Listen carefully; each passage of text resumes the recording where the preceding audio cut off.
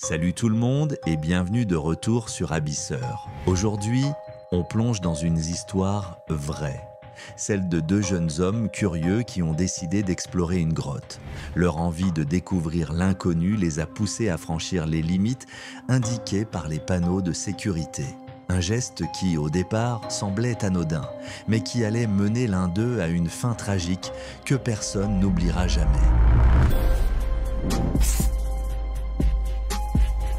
Le 18 juillet 1980, David Carson et John Brock, tous deux âgés de 19 ans, arrivent dans le parc national de Carlsbad Caverns, situé au Nouveau-Mexique. C'est l'un des parcs les plus spectaculaires et mystérieux au monde.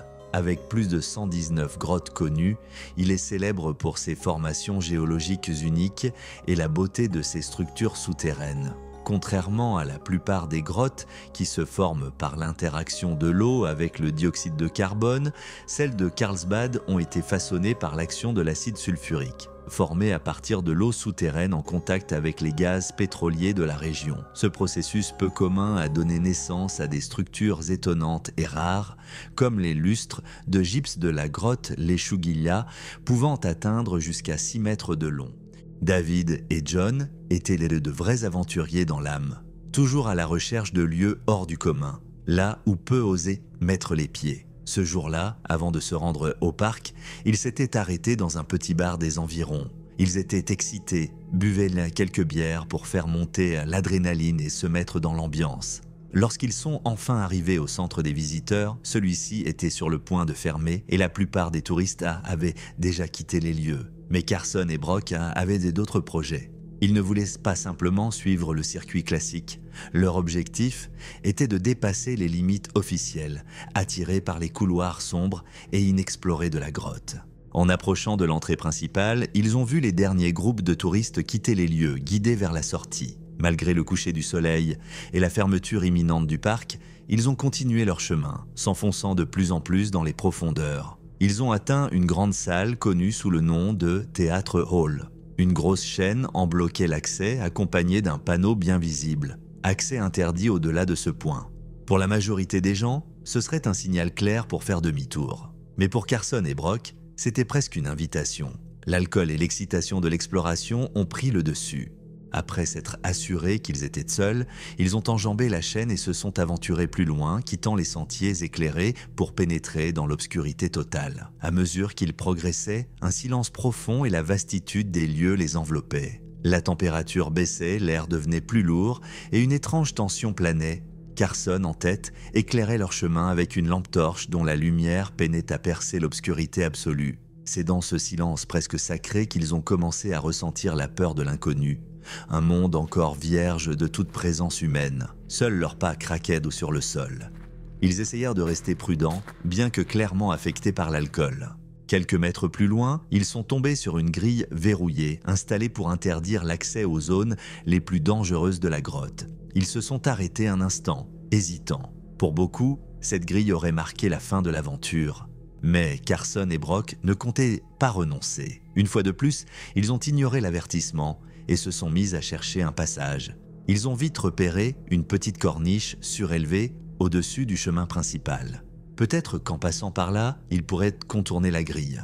La paroi était glissante à cause des excréments de chauves-souris, irrégulières et étroites. Carson est monté le premier, tenant la lampe d'une main, avançant avec précaution. Brock l'a suivi de près, chaque pas étant plus risqué que le précédent. En dessous d'eux, il n'y avait que du vide. Chaque mouvement était délicat, chaque prise de pied, une petite victoire. Mais ils continuaient, persuadés d'être sur le point de découvrir un recoin de la grotte que peu avaient foulé. Vers 22 heures, alors que Carson avançait sur la corniche, son pied a glissé sur une pierre instable. Il a perdu l'équilibre en une fraction de seconde et est tombé dans le vide, chutant de près de 12 mètres pour s'écraser violemment sur un tas de rochers. Le bruit du choc a résonné fort dans la grotte. Brock s'est figé, la lampe tremblant dans ses mains. En bas, Carson gisait, immobile, entouré de pierres coupantes et de tesséfantes et de débris. Le silence laissait place aux cris de douleur. Ce qui devait être une aventure devenait un cauchemar. Brock a descendu en vitesse pour rejoindre son ami, paniqué. Carson était encore conscient, mais à peine capable de parler. Son visage déformé par la douleur était inondé de larmes. Il était coincé sous un amas de pierres dans une poche d'air étroite.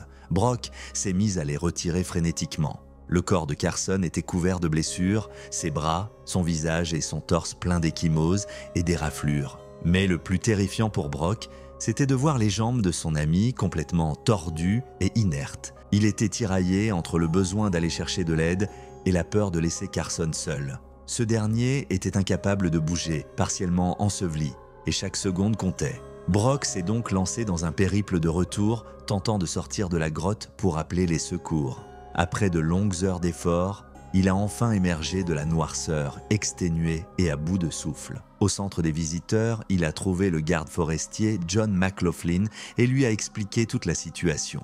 McLaughlin a immédiatement contacté une équipe de secours spécialisée, bien conscient que chaque minute était cruciale. Moins d'une heure plus tard, l'équipe arrivait, équipée de cordes, de brancards et de matériel de stabilisation. Une fois sur place, ils ont évalué les conditions et commencé les opérations. Carson devait être immobilisé totalement pour éviter d'aggraver ses blessures. Ils l'ont attaché à un brancard rigide en maintenant sa colonne vertébrale bien droite. L'opération s'est déroulée avec une extrême prudence. Chaque mouvement était minutieusement planifié pour éviter toute douleur ou complication. Le retour à la surface fut une véritable épreuve. Sentiers raides, glissants, virages serrés, tout compliquait le transport. Les sauveteurs communiquaient à voix basse, attentifs au moindre obstacle. Après de longues heures d'efforts et d'angoisse, ils ont enfin réussi à sortir Carson de la grotte. Épuisé, souffrant, son corps meurtri, il a été immédiatement transféré au centre médical de Guadalupe. Là, les médecins ont procédé à un examen approfondi de ses blessures. Le diagnostic est tombé comme un coup de massue, une grave lésion à la colonne vertébrale, le laissant paraplégique du torse vers le bas, un choc terrible, autant pour lui que pour sa famille, ses proches et même les employés du parc, qui n'avaient jamais vu un cas aussi dramatique. Ce drame a suscité un vrai débat autour des dangers de l'exploration irresponsable, surtout lorsqu'elle est mêlée à la consommation d'alcool et à l'irrespect des consignes de sécurité. Des spécialistes du milieu spéléologique ont rappelé que les grottes sont des environnements à haut risque, exigeant expérience et équipement adaptés. L'accident de Carson est devenu un avertissement pour toute la communauté. En réaction, les responsables du parc ont renforcé les mesures de sécurité. Des barricades plus solides, des panneaux d'avertissement plus visibles et une surveillance accrue dans les zones interdites. Des campagnes de sensibilisation ont aussi été lancées pour informer les visiteurs sur les dangers réels du milieu souterrain et l'importance de suivre les règles. Cet incident est resté gravé dans la mémoire du parc comme un tournant, un rappel du prix parfois très lourd de l'imprudence. Aujourd'hui encore, malgré les années passées, le souvenir de cette nuit est bien vivant. Carson et Brock ne seront plus jamais les mêmes. Cette aventure, qui n'était censée être qu'une montée d'adrénaline, s'est transformée en leçon douloureuse pour tous. Si vous avez trouvé cette histoire captivante, attendez de découvrir celle qui s'affiche à l'écran en ce moment. Elle commence elle aussi comme une simple aventure, mais se termine d'une façon encore plus terrifiante. N'oubliez pas de liker la vidéo et de vous abonner si vous avez aimé, ça m'aide énormément. Merci du fond du cœur d'avoir regardé et à très bientôt pour une nouvelle plongée dans l'inconnu.